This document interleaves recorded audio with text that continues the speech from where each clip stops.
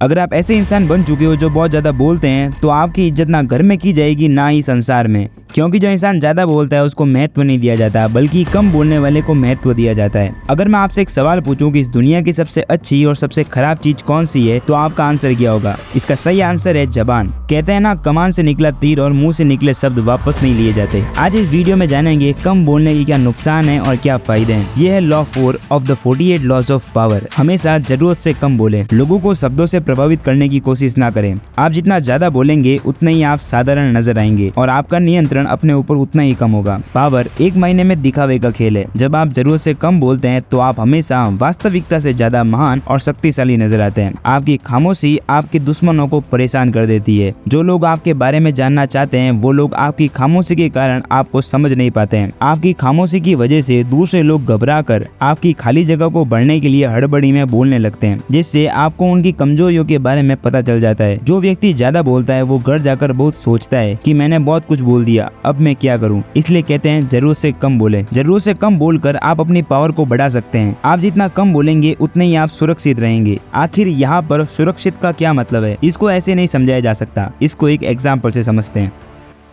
1825 में Nicholas first रूस के सिंहासन पर बैठे थे। उनके सिंहासन पर बैठते ही उनके खिलाफ विद्रोह होने लगा। ये विद्रोह उदारवादी कर रहे थे जो आधुनिकीकरण की मांग कर रहे थे। वे चाहते थे कि रूस में यूरोप के बाकी देशों की तरह इमारतें बने, डेवलपमेंट हो। जो नेपोलियन के विरोध में थे वो सब चाहते थे कि हमारे शहर में डेवलपमेंट हो। ये सब देखकर निकोलस को गुस्सा आ गया। उसने अपने विरोध के नेता को फांसी की सजा सुनाई। विरोध के नेता को जब फांसी दी गई तब उसे तख्ते पर खड़ा किया गया और उसके गले में फांसी बांध दी गई। लेकिन नेता जैसे ही रस्सी से झूला, रस्सी टूट गई और वह जमीन पर गिर गया। उस वक्त इस तरह की घटनाएं ईश्वर का इंसाफ मानी जाती थी और जो व्यक्ति मृत्युदंड से इस तरह बचता था उसे आमतौर पर माफ कर दिया जाता था। जब विरोधी नेता अपने पैरों पर खड़ा हुआ तो उसे चोट तो लगी थी, लेकिन उसे यकीन था कि उसकी जान बच गई। इसलिए वो भीड़ से चिल्लाकर बोला, तुम लोगों ने देखा, रूस वाले कोई भी काम ठीक से नहीं कर सकते, उन्हें तो रस्सी बनानी भी नहीं आती है। एक संदेशवाहक तत्काल ये खबर लेकर सम्राट के पास पहुंचा कि मृत्युदंड नहीं हो पाया। इस निराशाजनक खबर से चिंतित होने के बावजूद निकोलस प्रथम उस नेता के माफीनामे पर हस्ताक्षर करने लगे। लेकिन तभी उन्होंने संदेशवाहक से पूछा, क्या इस घटना के बाद विरोधी ने कुछ कहा था? संदेशवाहक ने जवाब दिया, उसने कहा था कि रूस वालों को रस्सी बनानी भी नहीं आती है। सम्राट ने माफीनामे को फाड़ते हुए कहा, अगर ऐसी बात है तो हम इस बात को गलत साबित करेंगे। अगले दिन नेता को दोबारा फांसी के फंदे पर लटकाया गया,